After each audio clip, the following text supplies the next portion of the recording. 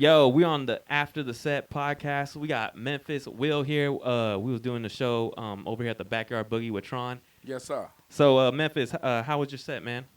Well, I'm hosting, so Yeah. But you went up on it, did like a good. yeah, I'm just having fun, man. Working Yeah. out. Ain't nothing like getting on stage, being able to write on stage. Yeah, for sure, So it was definitely. definitely good. First time hearing something, you can have a thought in your head. Mm-hmm. Most comedians take that thought and put it on paper and write it out. Yeah. But I'm different. I write on stage. Yeah, I And feel so you. I go on stage and put it together right there Yeah. in front of a live audience. Man, I'm trying to work on that because I'm a year in, you Okay, know. okay. So it's still I'm super green, you know. I don't know if you see my set, Well, but no, I saw your set, man. You had a really good set. thanks, man. Really good set, especially to be doing comedy for a year. It's a really good set. You know, I just try to be overly critical on myself just because, like, I mean, there was a couple moments where I forgot my material and I was just like, let me just mention a fucking city. I was like, Long Beach, and, you know, just to get. Right, so you was improv. You end up having fun. You Yeah, adjusted. yeah. And that'll happen. You know, sometimes you go blank when you first start, get Yeah. nervous. It can even happen no matter how long you've been doing comedy. Everybody can have a blank moment. So how long have you been doing comedy for? 14 years. 14 years? Yeah. Damn. Yeah, 14 years. Damn, so you in the game. What was I going to say? This nigga's looking at his questions. Yeah, you know, I got a cue card. Hey, this is my first podcast with the After the Set podcast, all right? So what you This got? nigga's looking at his car. Hold on, nigga. What's your name again? I She's like, oh, you Memphis Will. Okay, how you doing? don't even take Nigga notes look at right. his cue card there. It said like he do it by heart and shit. Yeah, so today I got with me Memphis Will. So what's your name? Hey, man, don't show 'em my handwriting, though, all right? I told you I went to continuation. It ain't good. No, so what you got going on next, Memphis? Man, we just doing. I'm doing a Laugh Factory tomorrow Okay. on a Zoom show. So since the COVID happened, I've been fortunate to do a lot of private backyard shows and parties and Zoom shows. And those backyard shows, man, they keep you sharp.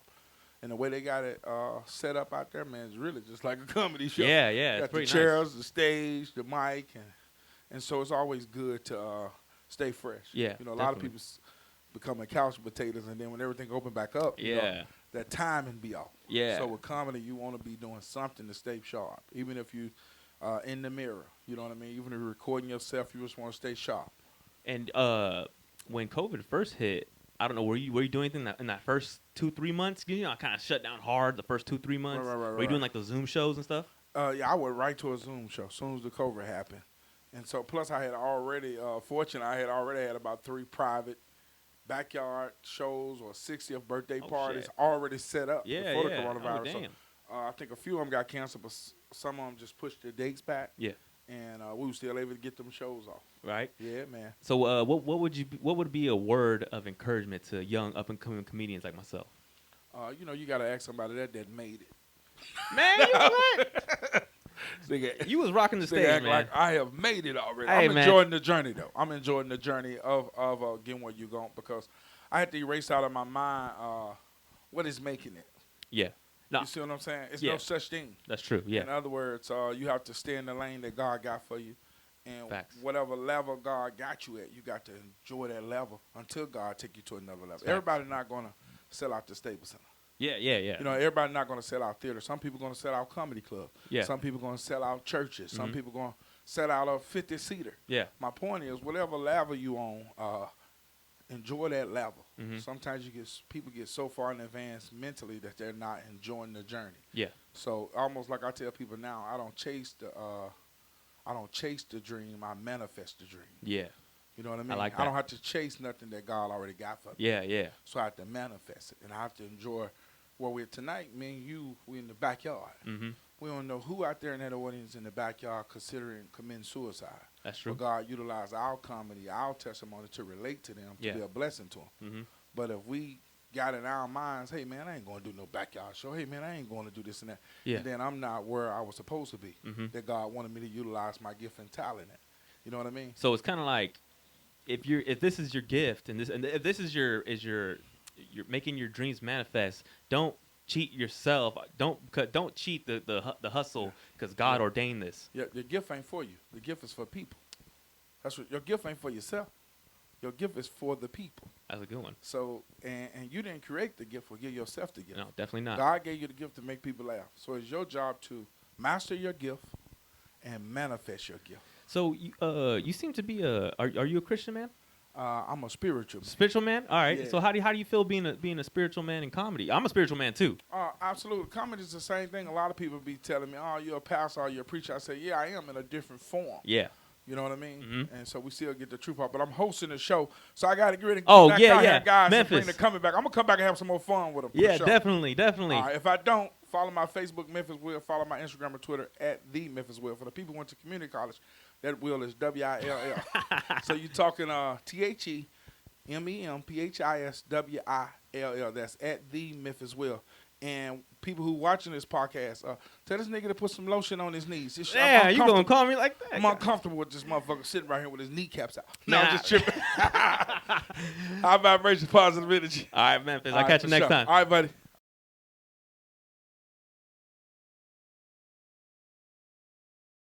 All right, man. We over here at After the Set podcast. We with Chuck ROQUE. Say what's up, Chuck. Yo, yo, yo. How we doing? Do I look at the camera? Do I look at you? There's 3 cameras. Oh my God, bro. There's 3 cameras, man. You know, we're trying Legit. we're trying to do it out here. This is clean. So Chuck, how was your set, man? Oh, dude, I ate dicks. You did? Yeah. How did that- I felt rusty, but like I knew all this week I wasn't even like I haven't been hitting the mics Yeah, yeah. as hard as other weeks because Yeah. like my mom was off for Thanksgiving and I told myself like, oh, just stay with your mom. But on the Saturday show, really think about it, dude. So today, like, I spent like hours thinking about this set, and I was so I never have this confidence like before a set, and I totally had that today. Yeah. And then I went up and I was like, it was exactly how I thought I would say it, but it was just like the reactions weren't what I was expecting. Yeah, I feel you. And honestly, I mean, I've been there before, man. Like where you have like super confidence, and then you go up on stage, and it doesn't play out the way you wanted it to. And that's kind of like for me, you know, 'cause I'm only a year in. How long have you been? About 2. Okay. Yeah, I'd say March would be like 3, but again, because I haven't been doing it so much, still 2-ish. You know, COVID, you know, the lockdown and all that shit. It's like it really held us back, you know, from getting to hitting as much mics as we want to, and it's kind of killed. I mean, I try to do it still here and there, like every week, you know, but still, it's like it's killed the momentum in the culture, you know, because it was swinging pretty hard. Yeah. It was swinging like Mandingo, you know what I'm saying? Oh yeah, it was. But what's next for you in comedy, man? What's your plans? Always like I know I'm trying to film some shit all the time. Oh hell yeah, I'm like one of those skit guys because film. I've always been drawn to film, bruh. and that's like my what I do for work. Like all this, I mean, dude, what you're doing right now is impressing the fuck out of me because I'm a camera assistant and I do a lot of that shit. But bro, you probably could have helped me out, nigga. I was trying to figure some things out. It took for me real, like, dog. I was like, Yeah, I live for this shit. But like as far as comedy goes, this is why I still love it. And like this is like I think a lot of comics will come across this question is like I'm okay with bombing. Yeah. Like I'm okay with knowing like damn that wasn't it, and I knew like okay like I should have done like for that mic for instance like okay I should have done a little more anecdotal shit. I should have done more crowd work. I should have really like flexed that muscle more. But I was like kind of just there was a lot of memorizing in my head. There was a lot of joke order in my head, and I was like shit, and I just ran through them really quick, and I was like oh, okay, but you know that's the beauty of when you had like 2 or 3 mics to hit a night. Yeah, I mean, I don't know, man. I it's like, I love doing this shit too, like, cause it's like high anxiety, you know, Yeah. but in like a good way, like, Oh yeah. you know, but then it kind of makes me not be able to have too many high anxiety things outside of comedy or performing, you know? Oh yeah. Like, I totally quit my fucking 9 to 5, dude. Like, I was like, I can't work here and then do this shit because it was high anxiety there. I was like, I want one fucking high anxiety job. What was that job? I was working at a medical provider. Oh shit. And I was in the workers' comp department, and you know, it's just a lot of paperwork and shit. West side in this motherfucker. You up? I'm next. Oh, okay. Tron's on stage. Oh, okay.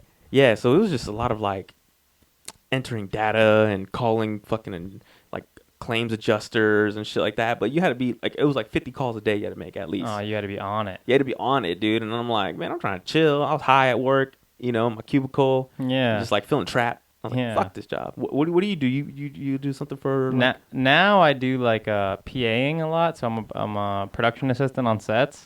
motherfucker, you could have helped me with this shit right here. That's what I'm saying, dude. And then I work at a camera rental house, but it's tough because like just because of COVID and everything, and already the industry's fickle. So like I had to get a job at a Christmas tree lot just now. Okay, that's cool. So making ends meet, you know. Yeah, man, bro. I was working like after I quit that job, I got a part-time job at a cardio kickboxing studio. Oh wow. But it's cardio kickboxing. It wasn't like UFC Like shit. fighting, yeah. But we did have some people who were like black belts and you know, professional fighters who were there teaching. Damn, you got a job kicking people's asses? No, I was kicking the bag. Oh, shit. And I was showing people how to kick the bag and shit and hit the bag. But like the people, I don't really have no extensive background in martial arts, but the people who were working there helped train me. Like, you know what I'm saying? They were Yeah. super cool. Like I was surprised they even like brought me on and shit like that, you know? But long story short, COVID hit. And plus like the management was all fucked up there though. It was a cool job. It was like a fun ass job, but the management was fucked up, you know? And so when COVID hit, whatever, they closed down, and like after when they opened back up, the manager wanted me to come back, but I was like, man, this fucking place is like, dude, I'm telling you, the management was terrible, man. The manager was gossiping like she was a fucking schoolgirl. You know, manager can't gossip. Dude, I know, of all people. Out of all people, right? Yeah. So, you know, I was just like, I ain't going back there. And I so feel that, bro. I started personal training on the side, but fuck me. All right, I'm fucking talking about myself too much. Yeah. Chuck, what's the deal, man? You got a girl?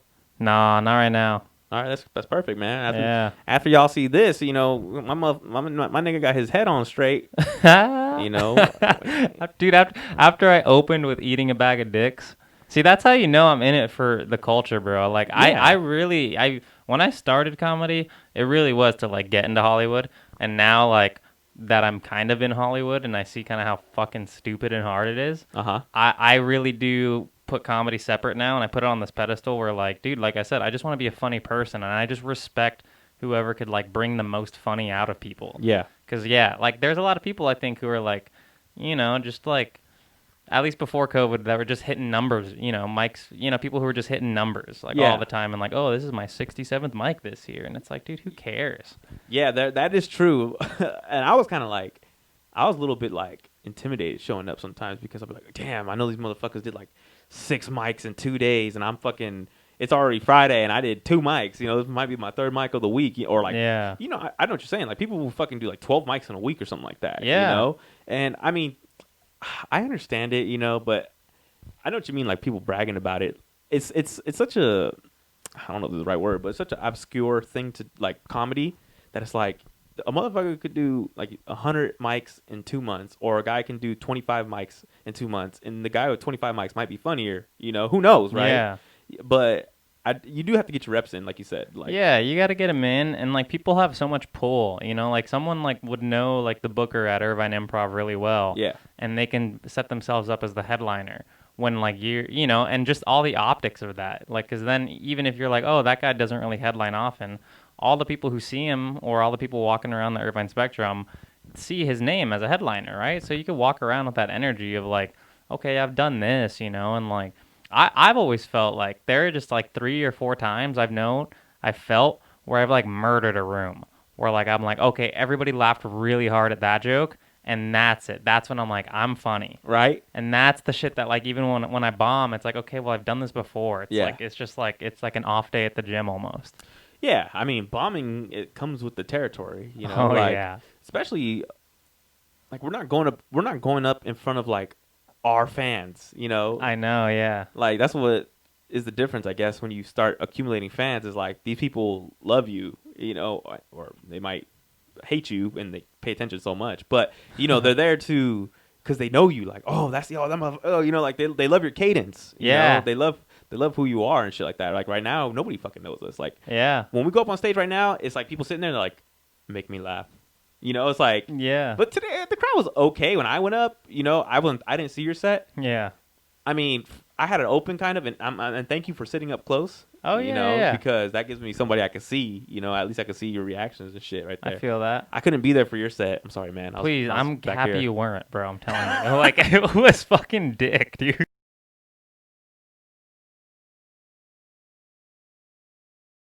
Saying thank you for working out, and this our podcast called After the Set. You know, Yeah. Yeah. We do this for every comedian and just encourage other comedians to work better, work harder. You know, my set was interrupted by the police coming. What? The police came? While I was on stage. That was about? Yes, the police stopped my set, and they was like, "You funny guy, we heard you, but tell us something funny." I was like, "Well, I'm the FBI." And they laughed. I was like, don't come back. They was like, can you take the PA system down or whatever. But it's all good. You know, we normally don't get shut They closed it down? because it's 10 o'clock. It's past 10 o'clock. Oh So shit. the whole show's done. No, the show's still going, but we cut the PA system down. Oh. But literally, it's past 10 o'clock, so Yeah. they got to come out for Yeah. anything. You It was know? a It's Tyson curfew. fight. The Tyson fight fucked us up a little bit. Yeah. Yeah, but it's all love, though. You know what I'm Yeah, saying? for sure. Like, comedians still going up, and we still going to Yeah. That's good. Yeah. Yeah. No, that's what I was kind of telling him. Like, 'cause I mean, I'm not with the bullshit, and I was like, yeah, that wasn't my best set, but like, it felt good, bro. Like I said, there's not many opportunities to even Yeah. perform to a Yeah, crowd that's definitely. comfortable and willing. So I know, like, ooh, now I know what to work on, Yeah. how to lean on it again, Yeah. and it just gets me excited again, bro. Yeah, and the good thing is, like, when you're doing different rooms, like black rooms or Hispanic rooms or white rooms, all rooms are the same, but it's just different energy from different rooms. Mhm. Oh yeah. Because some people rooting for you, and some people just want to see you fail. You know what I'm saying? Yeah. Yeah. That's what I was telling him about. Like, you know, when you have fans, like, Yeah. it's probably a little bit easier because those people already love you. You know, Right. they're coming out like, oh, I love this guy. And I'm Yeah. You know, like they're already ticklish in their stomach and shit. So when you Yeah. say something, it's like, ah. Right. Like, you know, one thing about, like, I was killing it, and then I literally was doing a joke, and it was like one of my newest jokes, and I was about to drop. I tagged, and I was about to punch, and it was like somebody, Al Green, he flashed me. He's like, yo, Tron. I was like, what? The cops out front. I was like, what? Are you serious? Damn. And I didn't even tag it, but it's love, because at the end of the day, when you're a professional comedian, you got to be ready for any type of anything, Yeah. any controversy, any negativity, anything. People, like, you know, in the crowd talking shit to you, whatever. You got to be built for that shit, Yeah. and it makes you as a comedian. If you do a show that breaks you, you're not a comedian. Yeah.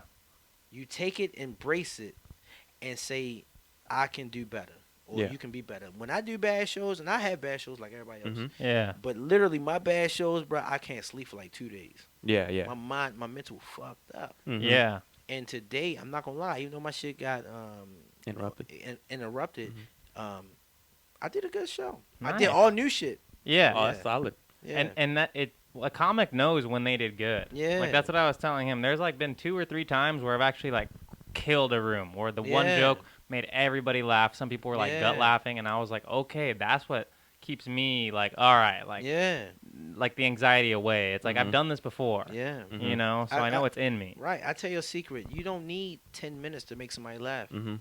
You need 10 seconds Yeah. to Yeah, make a person laugh. for real. And 10 seconds could change everything, because the person that don't even look at you, but they can look the opposite way, and you say something that's funny and that is in the, well, damn, I'm fucked up. I'm drunk right now. Hold on.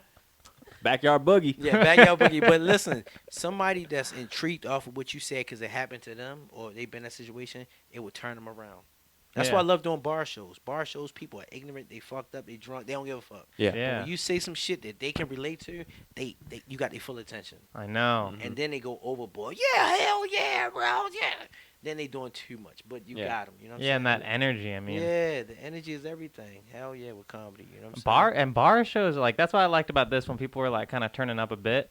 So it reminded me a little bit of like a bar where like, okay, people are a little bit loose. Yeah. Versus like, I don't know if you've been doing like the park mics, right? You've been Nah, doing any of those? I haven't done no park mics, but I do the, you know, improvs and all Yeah. that shit. Well, Damn. I think because you were gonna say like it's like a dead energy that like, well sometimes Yeah. with the park mics you're competing with the sun because the sun's out. Yeah, dude. You know, and it's like, you know, well, how you gonna beat the sun? Yeah. You know what I'm saying? But here it's like a real show. Like it's, Oh, yeah. it's a high quality outdoor show. Yeah, this is official tissue. You can't Yeah. get no, you can get better. You know, you go to Dave Chappelle house, but my house is the shit. Dude, this is a Yeah, good ass show. definitely. Yeah. It's the best outdoor event in Orange County. That's facts. Yeah, A that's- stage and a fucking red curtain, bro. Mhm. Yeah. Nice small little room, bro. Bar. Dude, it's yeah.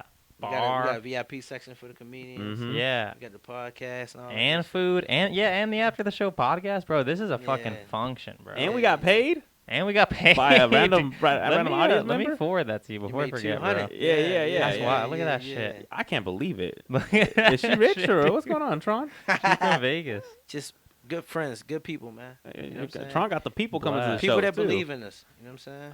To all the comics, fuck with Tron, cause shit. No, nigga, that's don't say that because everybody gonna think they gonna get $200. Oh, my bad, my But bad. what I'm saying is, when Oh, you shit. know, it's the vibes, though. When Yeah. energy, when people believe in something, and they like what you got going, they look out for you. You know what I'm saying? Yeah. Because you being positive, you being strong minded, and you really believing in your dream and your success, and people fuck with you.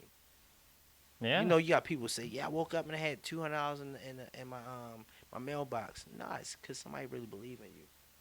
That's You know true. what I mean? Damn. So, true blessings come. Hey, she's a come. sweet lady, man. For Yeah, real. they come. Sweet lady. They come. That's what I was telling him before. Like, normally before I go on stage, I'm like really nervous or like I'm still like kind of like rewriting the set or like trying to figure out. And on those occasions, I'll do a little better.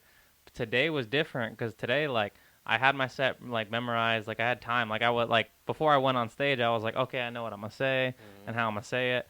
But then when I went up and I did it exactly how I planned it out. Like I wasn't getting the reaction, so like the overconfidence killed me. Right. Sometimes like my buddy says like, oh, like lift like, when he benches, he's like, I lift without a spotter because that way I have to do it. Yeah. Mhm. You know, there's no safety net. Yeah. So sometimes if you have that, like okay, that fire will keep you going. I think tonight, I was like, just again haven't been in front of a stage in a while.